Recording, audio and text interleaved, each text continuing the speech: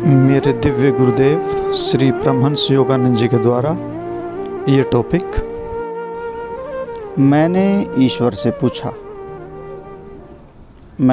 पूछा कि उन्होंने इस सृष्टि की रचना क्यों की, क्या यह आपके लिए आवश्यक थी? उन्होंने उत्तर दिया, नहीं, परंतु मेरे पास मेरे आनंद में भागी बनने वाला कोई नहीं था और इसलिए वे सृष्टिकर्ता बन गए, परंतु एक शर्त के साथ। वे स्वयं के लिए भी वही ललक और चाहत रखेंगे जो वे अपने जीवों पर लागू करते हैं। प्रत्येक व्यक्ति उस प्रसन्नता के लिए कोई वस्तु खोज रहा है जिससे उसे आशा है कि वह प्रसन्नता मिलेगी, किंतु लोग सच्ची प्रसन्नता नहीं पाते क्योंकि भौतिक लाभ का प्रत्येक पथ एक अंधी गली में समाप्त होता है। आप किसी वस्तु को तब तक चाहते हैं जब तक वह आपको प्राप्त नहीं होती।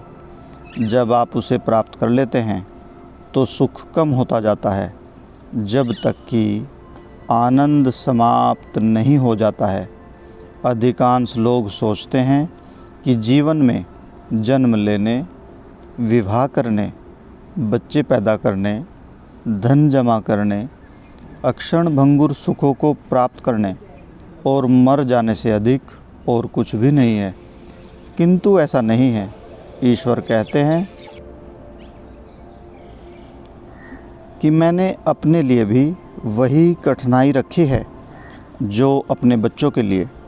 जिस प्रकार वे अपनी पूर्णता को नहीं पा रहे हैं, उसी प्रकार मैंने भी वह नहीं पाया जो मैं चाहता हूँ। और ईश्वर किसकी लालसा कर रहे हैं? केवल हमारे प्रेम की, हमारे सत्कार की। उन्होंने इसे अपने लिए अति कठिन बना लिया है क्योंकि उन्होंने ईश्वर को उन्हें खोजने अथवा अस्वीकार करने की स्वतंत्र इच्छा दे दी है। ईश्वर कहते हैं, मैं अपने बच्चों द्वारा मेरी सृष्टि को ठुकरा देने अथवा मेरी ओर मुड़ने की प्रतीक्षा करते हुए प्रत्येक हृदय का पीछा कर रहा हूँ। कैसा भव्य विचार है यह जानने के लिए कि उन्होंने स्वयं पर भी निर्वासन लागू कर रखा है, शर्त लागू कर रखी है। उन्होंने हम पर लागू किया है कि ईश्वर भी कुछ खोज रहे हैं और वह है हमारा शुद्ध प्रेम।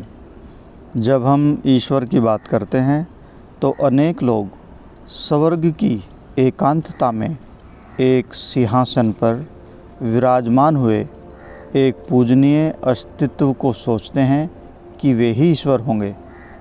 वे तर्क करते हैं, मैं इस अज्ञात ईश्वर के लिए कैसे प्रेम का अनुभव कर सकता हूँ। आओ अब हम खाएं पिएं और मौज उड़ाएं।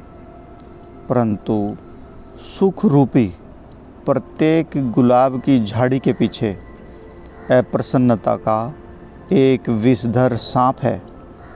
संसार में कोई अस्थायी सुख नहीं है। आपका शरीर सुंदर हो सकता है, परंतु एकदम रोग आ जाता है और कुछ भी इसे रोग रहित नहीं कर सकता। आप बहुत धनवान हो सकते हैं, परंतु फिर आपके सभी स्टॉक बाज़ार में गिरावट आ जाती है और आप सब कुछ खो बैठते हैं। हमें इन निराशाओं से कष्ट क्यों भोगना चाहिए? अच्छा, ईश्वर भी उसी प्रकार से निराश हैं क्योंकि वे हमें चाहते हैं और हमने उन्हें अपना प्रेम देने से इनकार कर दिया है।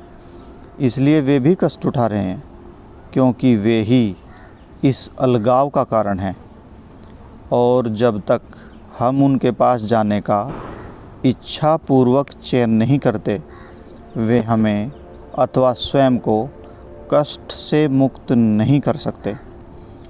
थोड़ी देर के लिए आप सांसारिक वस्तुओं से प्रसन्न हो सकते हैं, परंतु भीतर में एक रिक्तता, एक अधूरापन रहता ही है। समय पाकर प्रत्येक वस्तु आपको उबा देती है। मैंने इसे अपने बचपन में ही अनुभव कर लिया था। मैं प्रत्येक प्रकार की उपस्थिति में स्वयं की कल्पना करता था, और जब मैं स्वयं के लिए किसी अनुभव का चित्रण नहीं कर सकता था तो मैं किसी अन्य व्यक्ति की ओर निहारता था जो उस जीवन को जी रहा था, जो मुझे अच्छा प्रतीत होता था, और मुझे दिखाई दिए अप्रसन्नता और असंतोष। इसलिए मैं इन जंगलों में से किसी में भी नहीं फंसूंगा। मैंने देखा कि कोई ईश्वर वस्तुओं का आनंद लेने और दूसरों से प्रेम करने के लिए हमारे हृदय का प्रयोग कर रहा है, परंतु फिर वह हमारे प्रेम की उस वस्तु को दूर ले जाता है, जैसे कि मृत्यु में, और अचानक प्रेम पुराना हो जाता है और समाप्त हो जाता है। कहाँ है वह प्रेम? क्या ईश्वर ही हमारे साथ आँख मिचौली तो नहीं खेल रहे हैं? ये वे ही हैं जिन्हें हमें खोजना चाहिए। मैं ऐसे ईश्वर को नमस्कार नहीं करता जिससे हमें भयभीत होना पड़े। मैं कहता हूँ, आप निकटतम से भी निकटतम, प्रियतम से भी प्रिय, समीपतम से भी अधिक समीप हैं।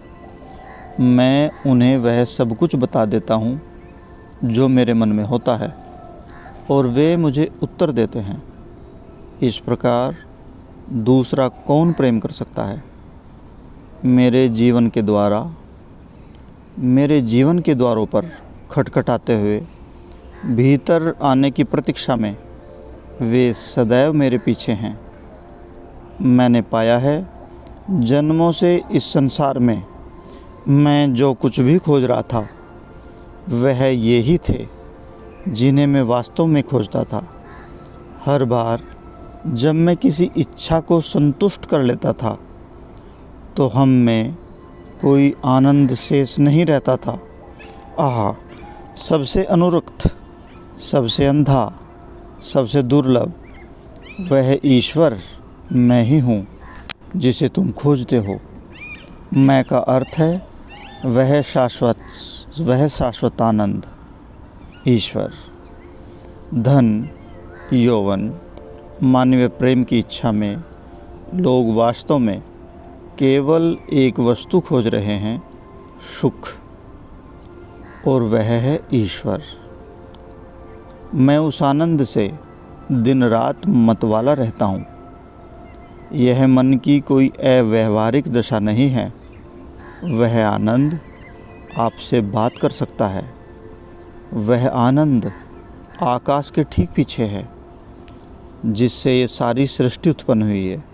वह प्रसन्नता ईश्वर है, और अपने प्रेम को किसी अन्य वस्तु की खोज में लगाना अथवा सीमित करना मूर्खता ही है। मैं अपने प्रेम को कदापि पूर्ण रूप से अपनी माँ को भी नहीं दे सका, जिनसे मैं इतना प्रेम करता था, क्योंकि मैं जानता था कि उनके प्रेम के पीछे कोई था जो मुझे उनके माध्यम से प्रेम करता था। जय गुरु जी।